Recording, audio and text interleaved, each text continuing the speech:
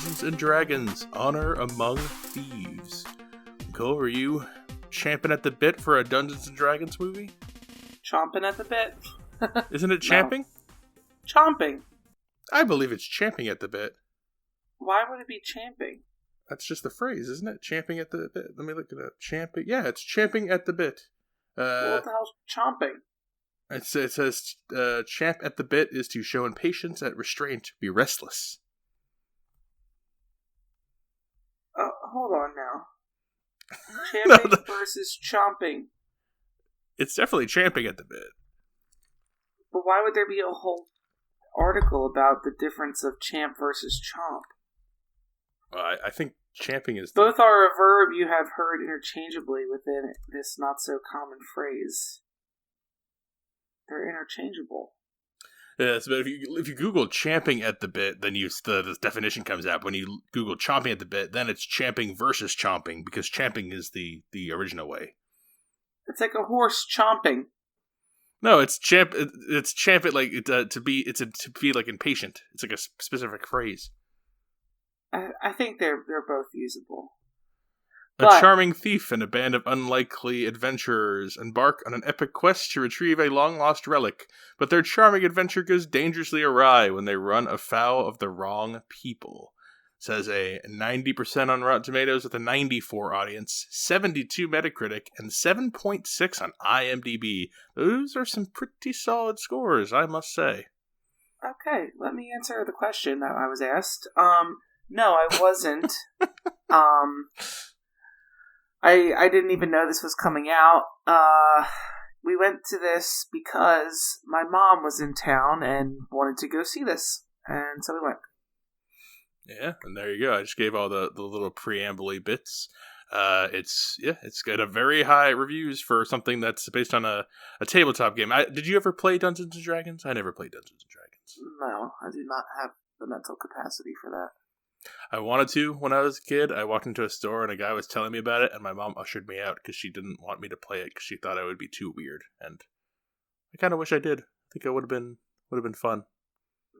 I don't pass any judgment.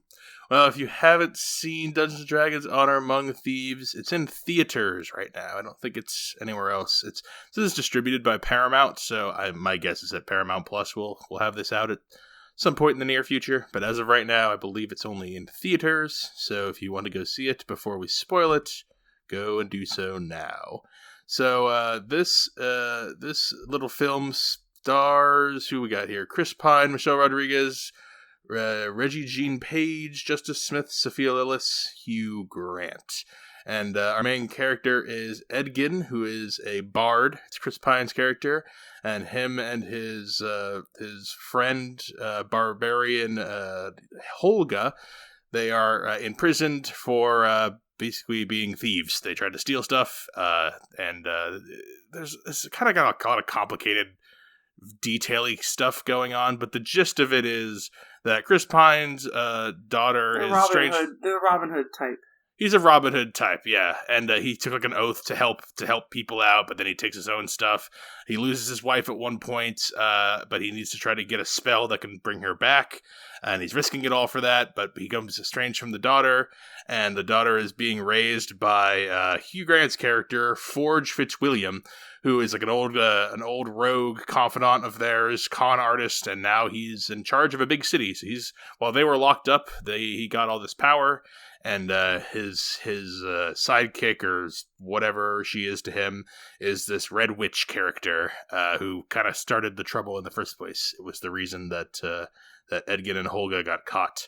And they find out that Forge is not on their side anymore. He double crosses them, and he wants all the riches, and he wants his kingdom, and he wants to keep the daughter. He's kind of brainwashed the daughter against Chris Pine. And so now the movie is the two of them, Chris Pine and Michelle Rodriguez. They get a couple of other people joining their band, and they have to gotta do MacGuffin chasing. They have to find like this helmet that'll help them get into a vault, that'll help them get the thing they need to bring back the mom.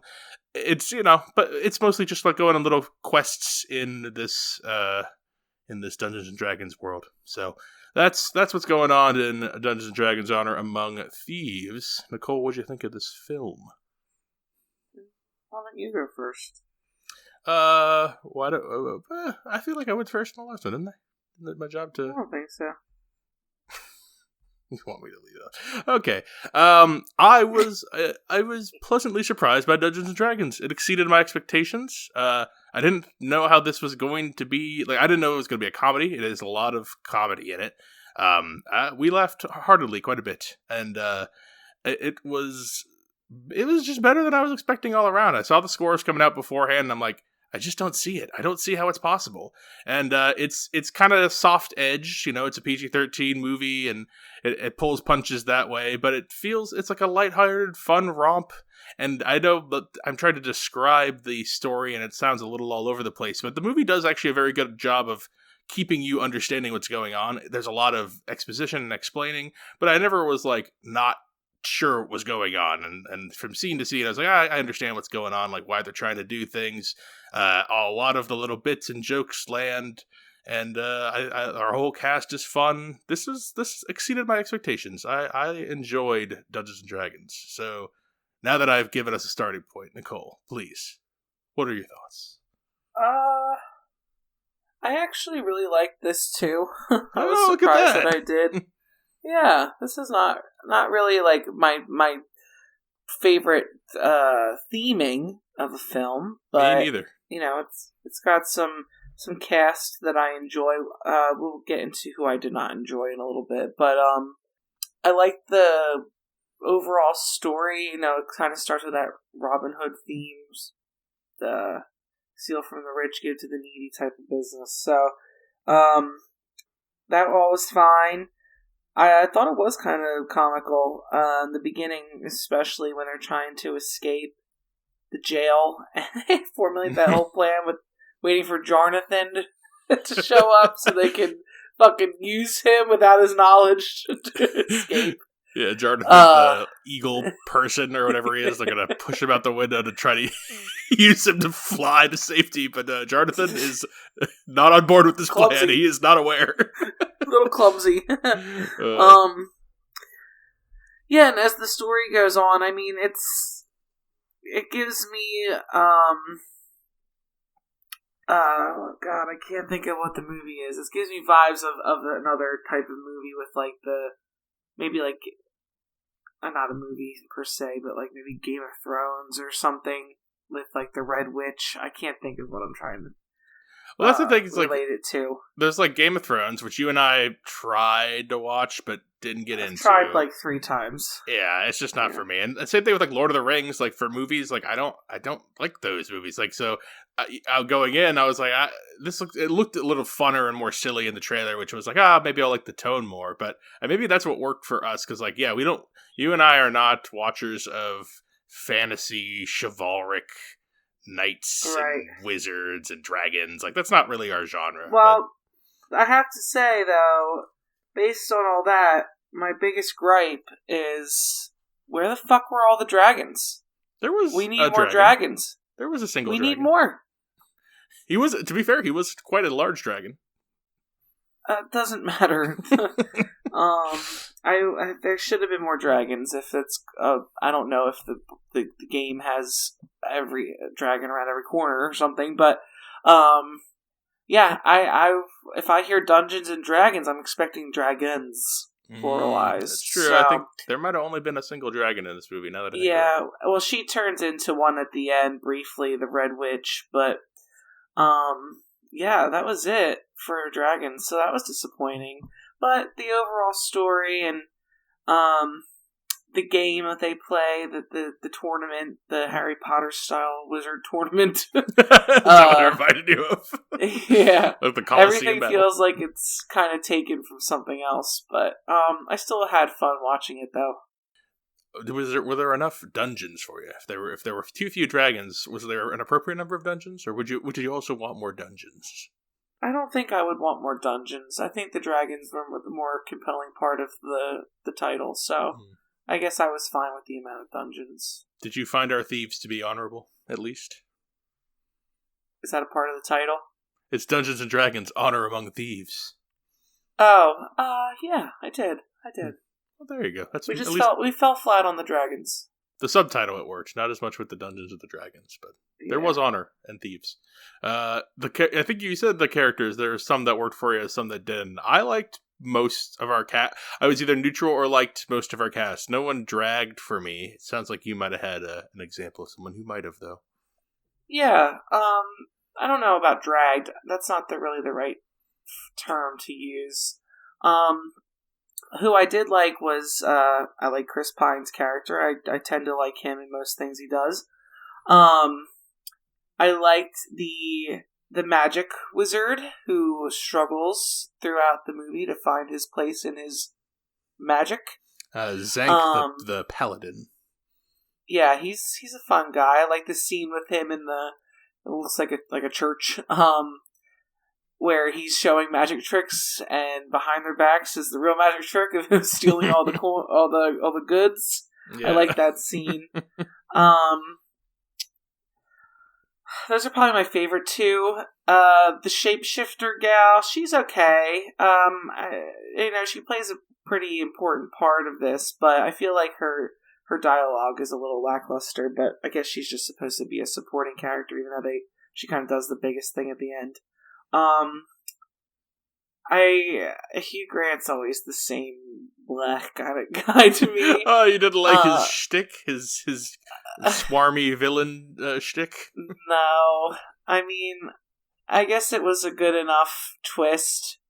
It's kind of spoiled once you get to the land and you see the hot air balloons with his face on it, but yeah.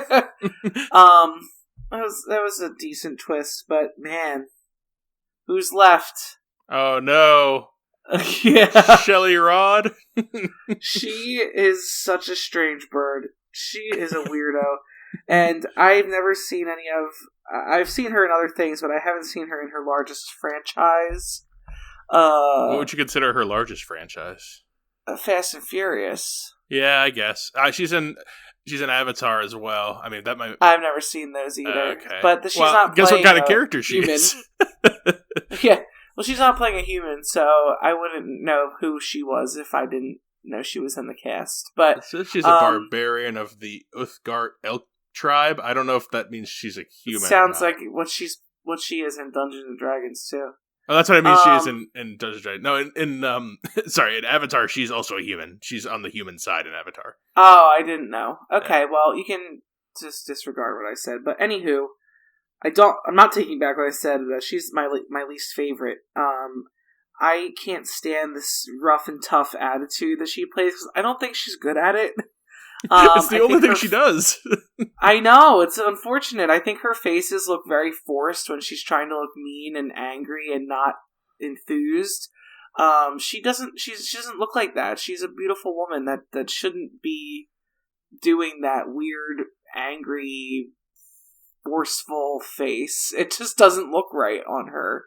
I don't get the attitude from her, like, is coming off as her doing it well. You know what I'm saying? I get what you're saying. I think I would argue that's like, if like that's kind of like the only thing she's like known for. Like if she's not the tough. So maybe tough I would lady. feel differently if I had seen her in Fast and Furious and know she's like a real tough girl or whatever. Well, she's the same character in Fast and Furious, basically. I've never seen her do anything other than I'm the tough lady. Yeah.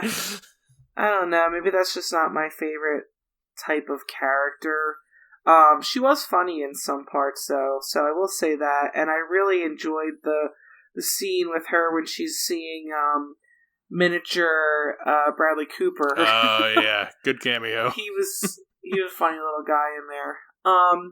But no, that just, it felt like I was watching her in Fast and Furious, and I've never seen it, but I know that's what she is, and it's like, oh, this character seems out of place or something. I don't know. Would you have had a different type of character, or would you have had a different actress play the tough barbarian? No, I woman? think it needs to have a warrior style in there. I do like that they kind of gave her the soft spot with the daughter. That wasn't hers. She kind of adopted. So that made her a little more compassionate. I like that. She likes potatoes. She eats potatoes a lot. I hate stupid jokes like that too that recur through the whole thing. It's good. It's just to give him a little bit of a character piece, just a little extra, like I Chris know Pine's knitting. He knits mittens. It's for children to watch. I mean, how old were you when you stopped laughing at potato jokes? Because that was a big thing when I was growing up. Oh, that was the random humor days where potato. Yeah. That was the same era as pokes on Facebook. That was yeah. it was the 2008 9 kind of era. Yeah. I'm surprised that's still the comedy of the original memes, like I has cheeseburgers, like that's like that. I can has. Yeah. I can has. Yeah, it's that generation. I can has potato. That's only when Michelle Rodriguez was at her height of her powers, so this all makes sense. Yeah, she probably wanted that joke in there, the potato joke. This is a lot of personality from Michelle Rodriguez, I will say, for just like other things I've seen her. She's like one of those one trick ponies where I'm like, you know what, I'm okay with this trick. Like, this is fine. Like, yeah. And the last thing I have to say, so I mentioned that we went with my mom to this, and she was excited to see this. She really likes sci-fi and medieval and things like that. So this was definitely up her alley. She was annoying the shit out of me though. Every time the Red Witch would come on, she's like, "Isn't that Elizabeth Olsen?" I'm like, "No, it's not Elizabeth Olsen." Every single time, that's gotta be Elizabeth Olsen. I'm like, it's not her. No, she's the Scarlet Witch in the MCU, but that's not the same as this Red Witch. She did kind of look like her, though. I guess, the bald, and this woman looked a little bald. The Red Witch in this is bald, isn't she?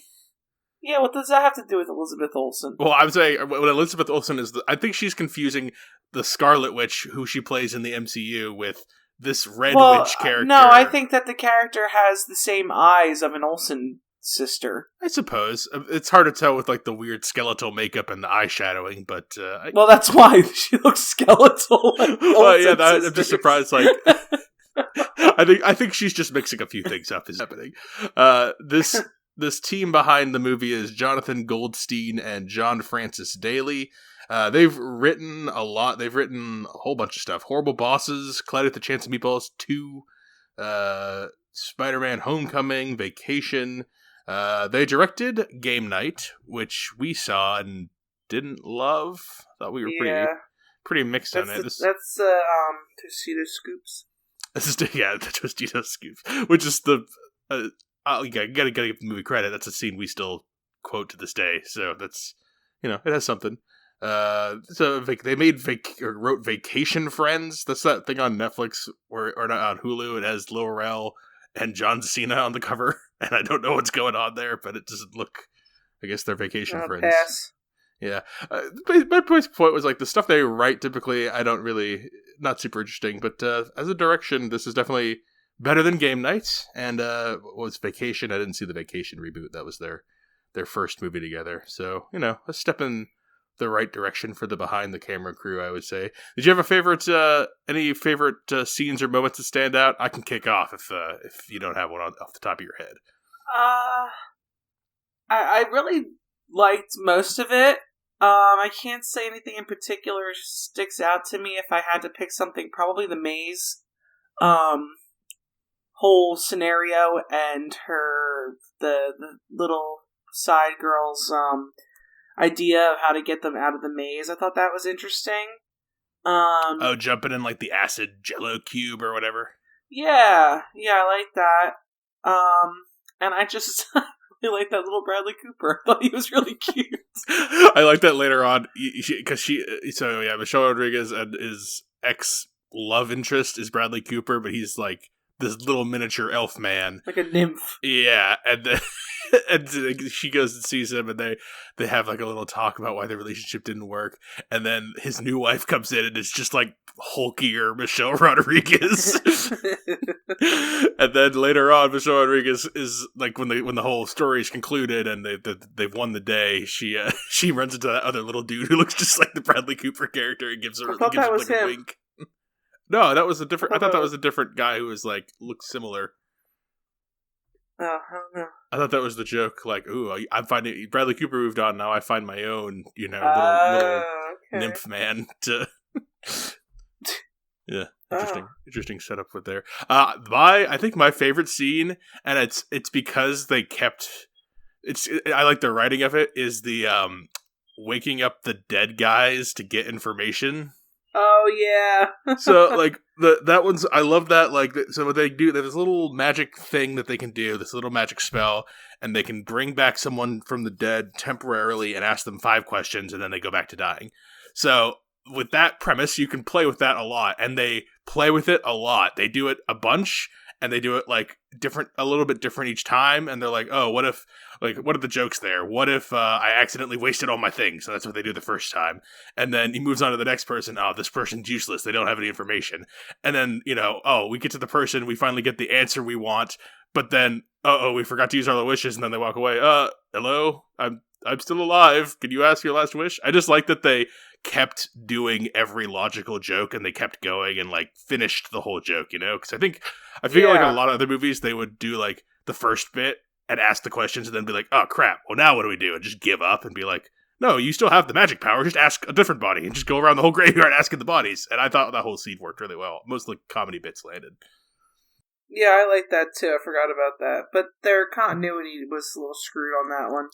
Well, yeah, because the first guy, and I pointed to like maybe the dead guys have different personalities. Maybe the first one just wanted to go back to being dead immediately because like Chris Pine would ask a question and then he would ask it to the group and then the guy would answer and then that would be like, oh, that counts as a thing. But then later on, when they're talking to some of the later ones, they say questions, but they're not talking to the guy directly, and it doesn't count there. So I understand your quibble with the rules. Yeah. With the dead guys. And I think most of the pacing is pretty good. Like, I wasn't really bored until, I think there was the one point where there was a lull was they fight the fat dragon and the dead guys in the coin cave or whatever they are. They're kind of learning how to use the helmet. They're learning how to use the portals. And for between there and actually like getting to the city, like I like that they figure out how to do clever things with the portal power. But like, there's a little bit of a lull between. Yeah, you got up to use the bathroom at the one part, which was probably the funnest part of it, was how they were able to understand and maneuver the portal through the picture on the buggy. Oh, I was coming back in right when they started doing that. You missed the setup of of it, and that was pretty smart, and I liked that. That was pretty neat. Oh, maybe I would like that part better if I had. Yeah, I think you might. Oh man, well, I don't know if it's quite worth going back to see again since I kind of know. No, it's not worth going back to see again. Since I do already know the conclusion. So the conclusion is kind of inevitable. We already talked about the at the stadium. The daughter is. So the daughter, we haven't talked about like the daughter's whole bit. Like we have to. The only thing that behavioral, we have to be like, oh, you dad weren't around for me. You're just chasing mom's ghost. So I'm gonna stay with Hugh Grant, who has been so nice to me, even though we know he's sneaky and manipulative and not true. I'm surprised that seems like something that you in a typical movie would not like. I feel like it would be like, the character's not finished their thoughts kind of thing, and like if the character just said this earlier kind of thing, things would have worked out. Well, I do hate that, and I have to blame that on the Chris Pine character because it's obvious that she was kind of brainwashed by the king or whatever he is. And when he comes back, unfortunately, when he gives his whole love spiel, it's the witch in disguise. But I guess for the sake of the audience watching it, they didn't have him say it again to her. So when they meet up after that, he's like very half-assed about his apology because he already said it once.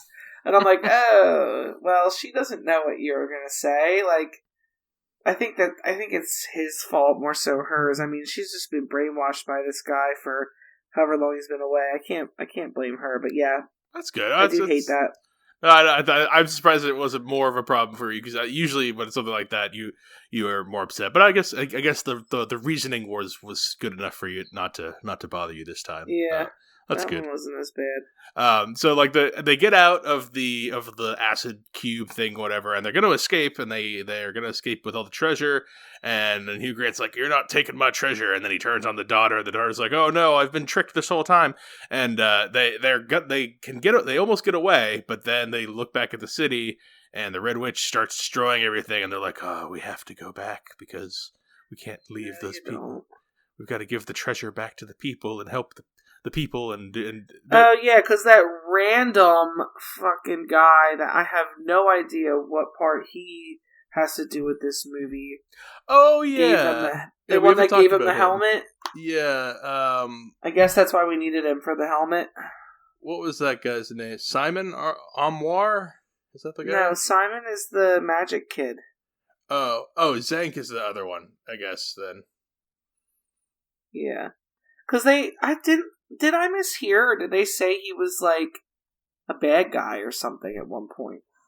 He was a paladin who narrowly escaped the Ishasam's rise to power. As a result, he ages more slowly. Nothing says here in this little bio that he was a bad guy. Maybe he got, like, separated or banished from his people. I don't really know the details. That's the kind of detaily stuff I wasn't... I was just getting the gist of, oh, he's got sad backstory, or, oh, this is the motivating blah, blah, blah. Like, I took it more as, like, you know, making the whole thing kind of just feel more lived in. I wasn't paying attention to his detailed backstory. Yeah, he just disappeared, though. It was like, oh, alright, we don't need him anymore, even though... that's what I wanted to say. The only thing left of him, I guess he was just supposed to be a part of the journey, but he is the one that pretty much made them go back. I mean, he gave them a promise to give the wealth to all the people of the town, and that's the only reason they went back, was to give the wealth out, so...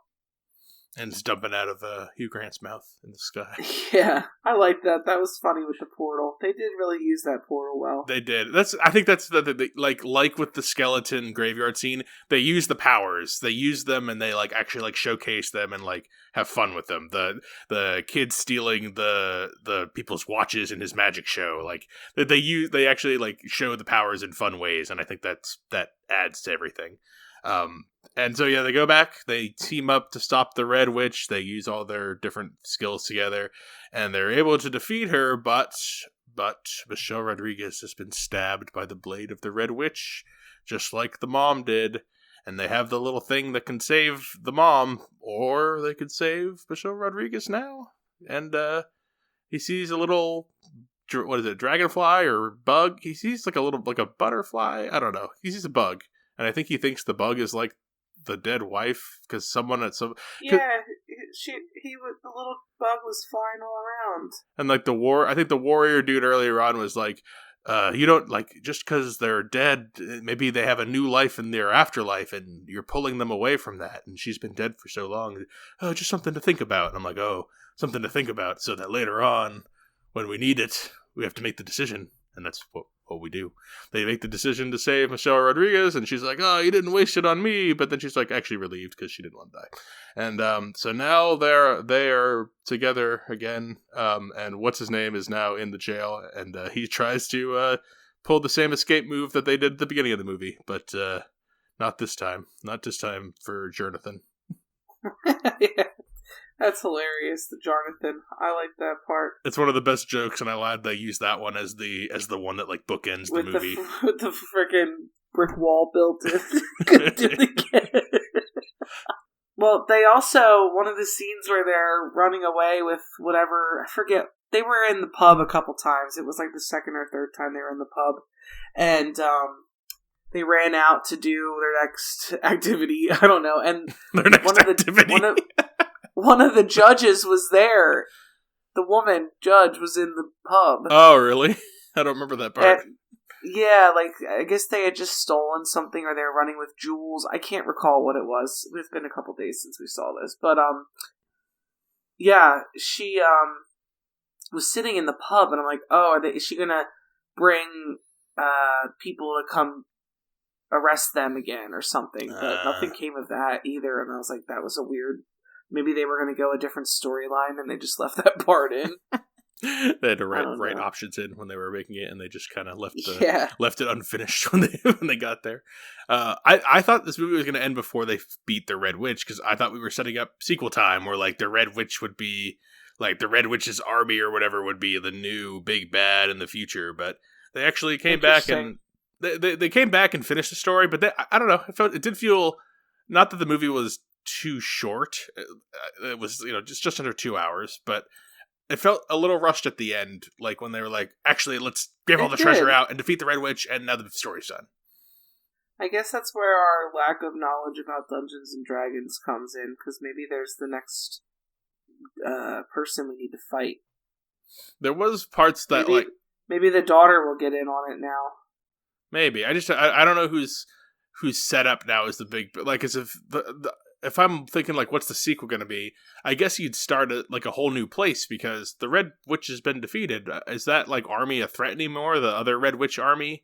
Like, the big bad guy in the distance? Like, is that guy still a threat now? I don't really know the Right. details, I guess.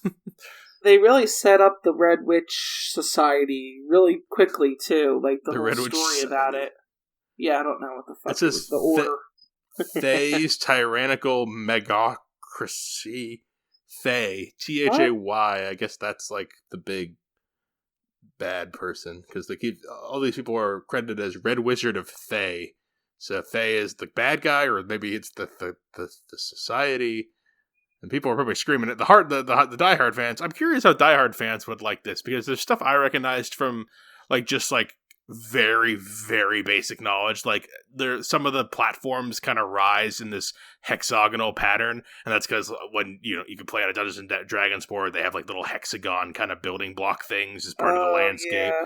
So for like elevation, and they had like some of the dialogue was very like, you come to a moment, what do you decide to do? And then they answer with like, I pull out my bow and shoot it across here. Then it's like, oh, you need an 8 probability or whatever. I don't know the terminology exactly, I but guess they weren't trying to make it so on the nose. Like, they weren't playing the game. They were Right. the characters in the game, so they Right. wouldn't know how to play it. I think they sprinkled it in enough. They sprinkled enough where I like picked up like a couple of references, but I imagine there was a lot more for hardcore fans. And it looks like, this is high criticals, high audience score. A lot of like critics and like writers and like those kind of people, creatives, did play Dungeons and Dragons, like a higher percentage of them than the average person, just because it's all about storytelling and using your imagination and like trying to think through outcomes. And so I think it's possible that I think this is I think this is really successful at appealing to everybody. I don't know if you have any more points. Because I'm ready to drop a recommend or not recommend on this thing. Yeah, let's do it. Do you recommend Dungeons and Dragons: Honor Among Thieves? I do. Isn't that crazy? Not only do I also recommend it, this is one where like I can't think of a person who I wouldn't recommend this to. I agree with that. It's I really fun. enjoyed it. It really is. It's fun for like every age. It's fun for diehards, I think, because it seems that most people like this. It's fun for casuals like us, or complete not even below casuals. But like, clearly, it's good for all ages and interest levels. I mean, we went with my mom. I don't know if I saw any children in there, but I can't imagine a younger person wouldn't be excited for some of the stuff in it. So yeah, I think it's PG-13, but it never feels too kiddie. Like, it feels a little silly, but it never feels like too soft. And then at the same time, there's not like a ton of blood or cursing and gore. Right. Like, it's more family friendly, but in a way that doesn't feel like fake and artificial. It feels like just the world. It's a good balance. It is. It's a very good, well balanced, like 3.5, 4-star movie for me, and got a lot of good laughs. Under 2 hours, so anyone who has a problem with long movies, this isn't going to be a problem for you.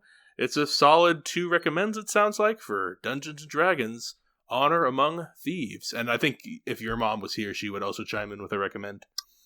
I think she would as well. Look at that. Two official recommends, and then an unofficial recommend from the person we saw the movie with. So there you go. Dungeons and Dragons: Honor Among Thieves. If there's a second one that came out, I don't know what they would do, but I feel like I'd have to give it a chance, because I think it's earned another shot. It's a fun time. Yeah. We say that, but we both love Shazam, and did either of us see Shazam, Fury of the Gods? Nope. And I don't really have any interest to either. Yeah. Nope. Maybe I'll when it comes out on HBO Max or whatever, and then I'll let you know if it's worth our time. But it didn't look as good as the first one. But all right, we've got a couple other 2023 movies coming. That's kind of what we're trying to stick to while they're available. And if you have things to recommend to us, if we have a gap in the schedule or anything like that, Films with the Women in My Life on Facebook. Reach out to me on Instagram. I'm Brennan_podhost. And you can email the show filmswiththewomen@gmail.com. Thanks for being on for Dungeons & Dragons. Honor Among Thieves, Nicole. So next time, this is Brennan signing off saying thanks for listening and enjoy your movies. Thanks for listening to Films with the Women in My Life. If you enjoyed being a listener in our life, please rate and subscribe on Apple Podcasts or on your favorite podcast app. Keep up with the latest from the show on Instagram at Brennan_podhost, on Facebook at Films with the Women in My Life, and on Twitter at FilmsWomenPod. Finally, you can email the show with questions and suggestions at filmswiththewomen@gmail.com. Original music for the show was created by Ian Burke and Chris Iwanek. Original artwork created by Nicole D'Alessio. This show is produced by Brennan Snyder. Thank you again for listening and enjoy your movies.